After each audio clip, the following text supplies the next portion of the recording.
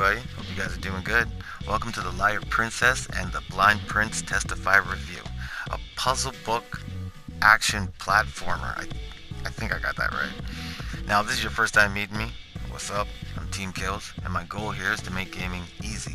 But this is a Testify review, and in my reviews, what they're based on is story, graphics, fun, which I'll explain when I get there, does it work, and price.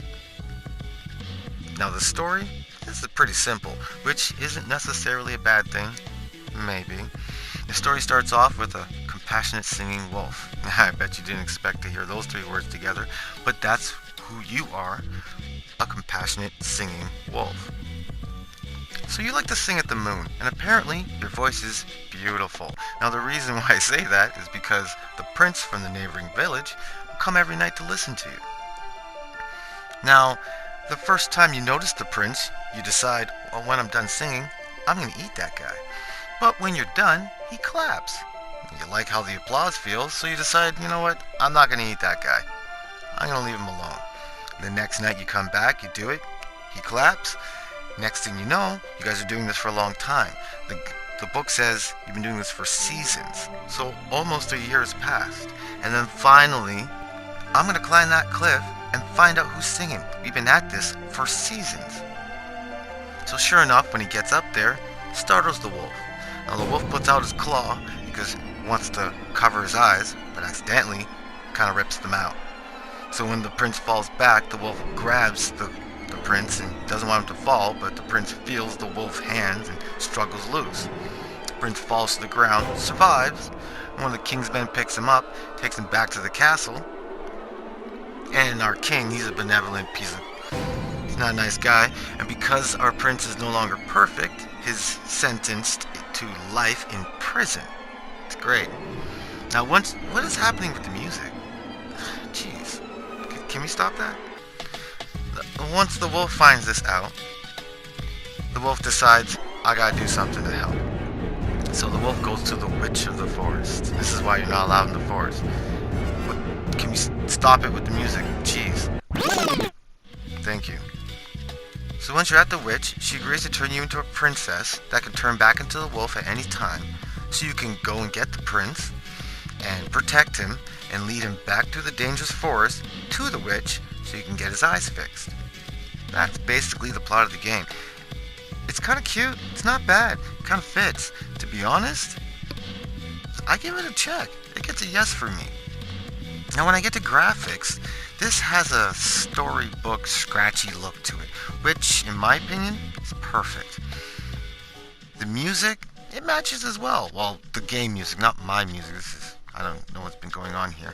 But the whole ominous feel with the whole coloring thing, how you're in the forest but everything looks dead even though it's leafy or lush, I like it. I think they've achieved the look that they were actually trying to go for. So the graphics, I gotta give that a yes too. Now the fun is technically subjective. What I mean by fun is anyone can enjoy anything. Let's say you like this game. Is there enough fun or content for you to be playing this game for a little while? That's what I mean by fun. Now maybe this kind of game isn't your thing, but you're willing to try something new, or you bought it by accident. That happens. Or it's possible that you're an action platform puzzle game lover, like you do this all the time, trying in those kind of games. Well, sorry. Rumor has it, this game's kind of short. I don't want to ruin the one little twist that there is at the end, but there's not a lot of content. It's not actually an indie game. Wait. Let me check the price first before I give this a yes or a no. Turns out, the price happens to be $27 in the PlayStation Store, and it's frequently on sale. Right now it's on sale for $20.